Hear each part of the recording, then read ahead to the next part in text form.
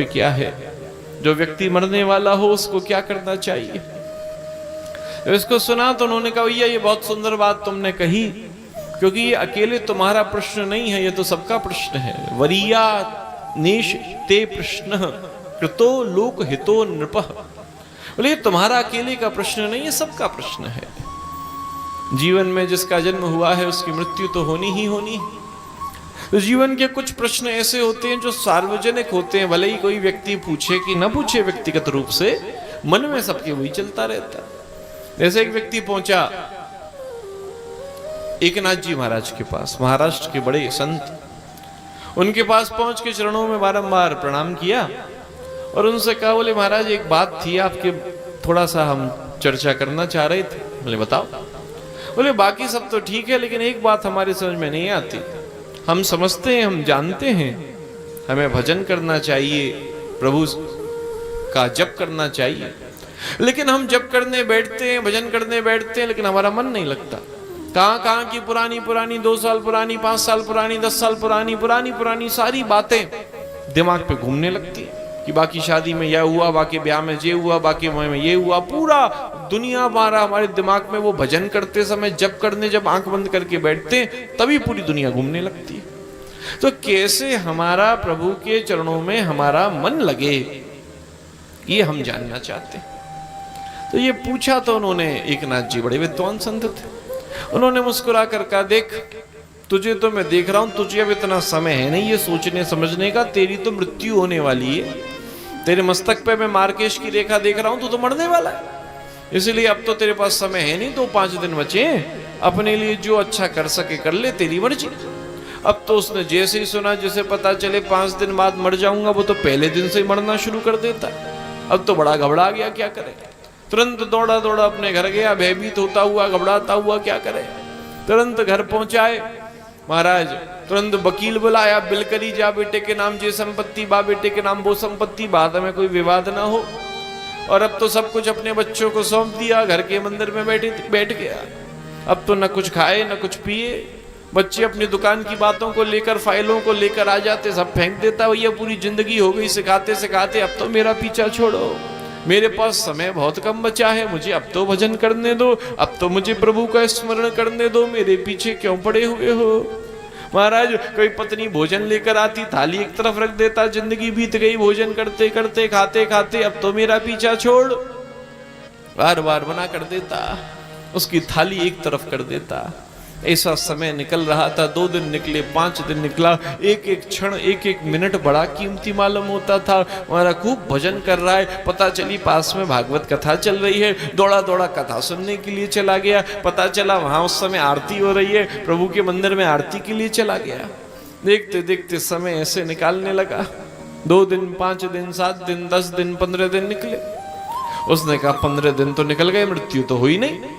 गुरुजी तो कह रहे थे कि 5 दिन में मर जाओगे, कहीं मृत्यु टल तो नहीं गई, पोस्टपोन्ड हो गई हो, किसी और के ऊपर ट्रांसफर हो गई हो।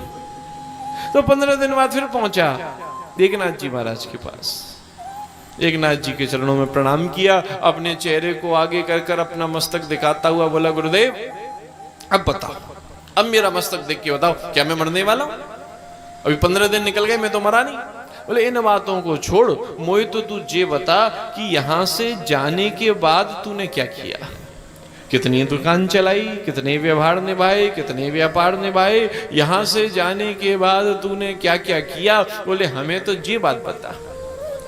जैसे ये बात पूछी, उसने कहा मैं तो सत्य कहता हूं कि आपके यहाँ से जाने के बाद तो न तो मैंने कुछ खाया, न कुछ पिया, न मुझे नींद आती थी, न मुझे भूख लगती थी।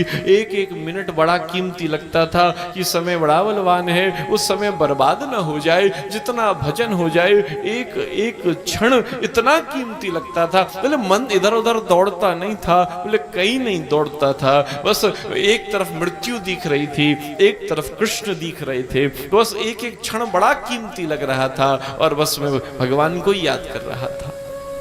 उनने मुस्कुराते हुए इसी बात को कहा। बोले जीवन में यही सबसे बड़ा सत्य है। बोले क्या करो? बोले अपनी मृत्यु को याद रखो, हमें भी मरना है, इस बात को याद रखो।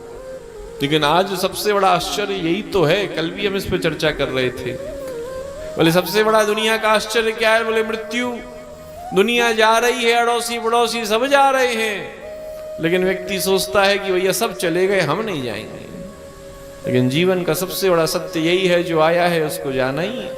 इसीलिए जगह जगह बोर्ड लग रहे हैं, या खाना मना है, थूकना मना है, गाड़ी खड़ी करना मना है। कहीं ये बोर्ड आपने नहीं देखा होगा कि यहाँ पर मरना मना है। मर व्यक्ति कहीं भी सकता है, कहीं ये बोर्ड नहीं लगा। इसीलिए कहा, बोले जीवन का सबसे बड़ा सत्य मृत्यु है। बुद्धिमान कौन है? बोले बुद्धिमान वो है जो अपनी मृत्यु का श्रृंगार कर लेता है, जो अपनी मृत्यु को सजा लेता है। मृत्यु को सजाने का अर्थ क्या है? बोले जाते जाते भी जो मुस्कुराता हुआ जाता है। जीवन में हम रोते हुए आए और रोते हुए ही जा रहे हैं, तो बड़े बड़े देवता भी माथा पीटते हैं, अरे भैया तुम जैसा दुर्भाग्यशाली भला कौन होगा। जीवन के 20 साल, जीवन के 40 साल, जीवन के 50 साल रहे और उसके बाद भी जीवन में मुस्कुराना न सीख पाए, उसके बाद भी तुम हंसना न सीख पाए। यही तो जीवन का दुर्भाग्य है।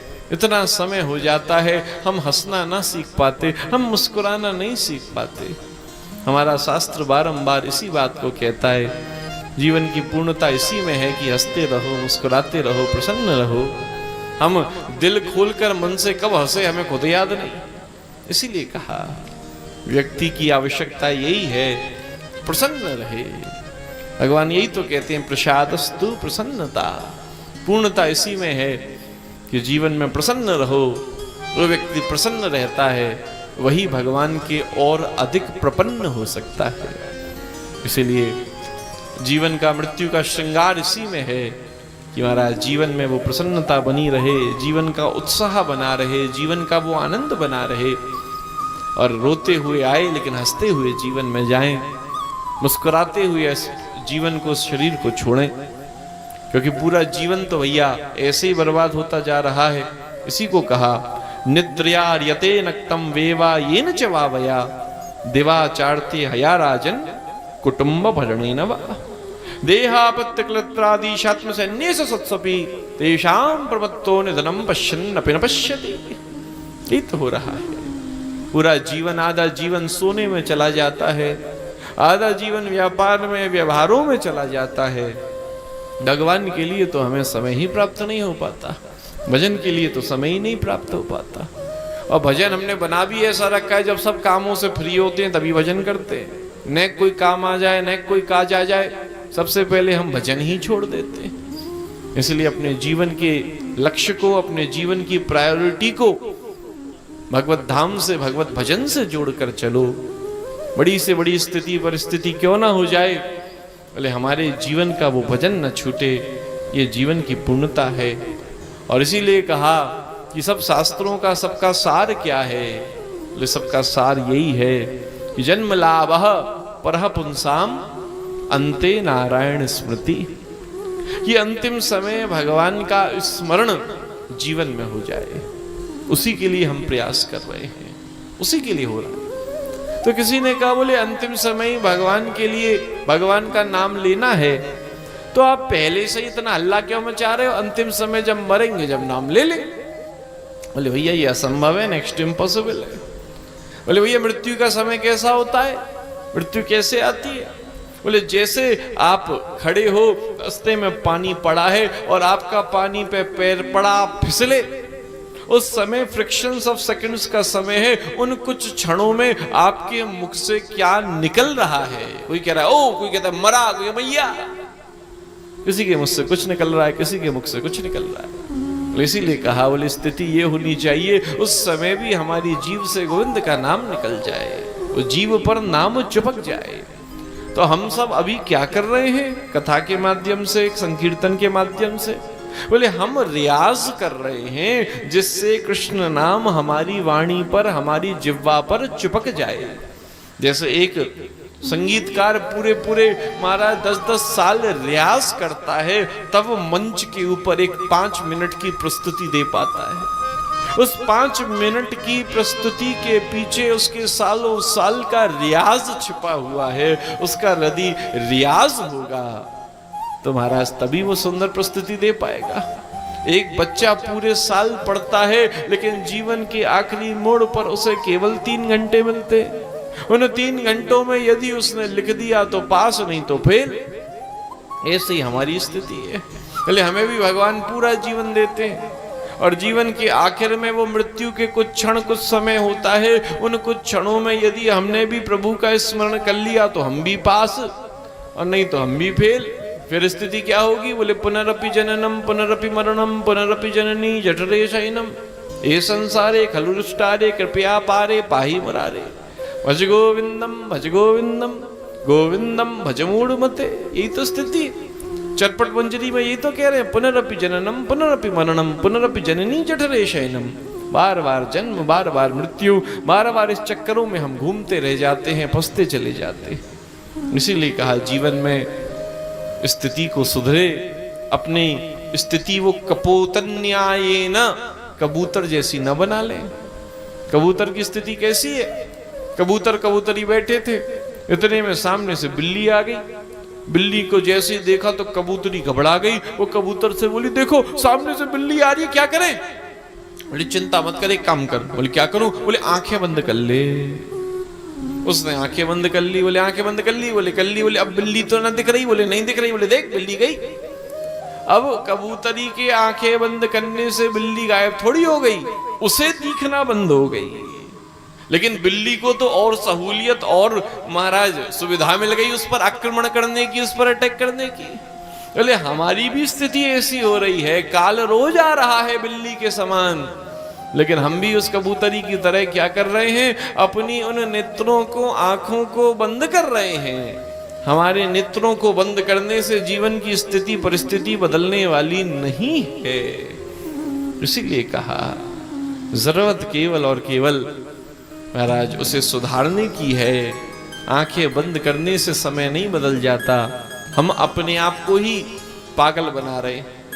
इसीलिए कहा हम सोच रहे हैं कि भैया हम नहीं समझ रहे। भैया तुम्हारे न समझने से कुछ बदलने वाला नहीं, जो होना है वो तो होना ही है। बुद्धिमान वो है जो समझता है और अपने आप को सुधारने का प्रयास करता है। श्रीमद् भागवत यही तो कह रही हैं, जन्म लाभः परः पुंसाम अंते नारायण स्मृति। जीवन के अंतिम समय पर भगवान का वो स्मरण बना रहे, भगवान की वो याद बनी रहे, उसी का तो हम सब मिलकर प्रयास कर रहे हैं, उसी का तो हम सब मिलकर प्रयत्न कर रहे हैं कि कैसे भी हम भगवान से जुड़ जाएं। यही जीवन की सबसे बड़ी पूर्णता है।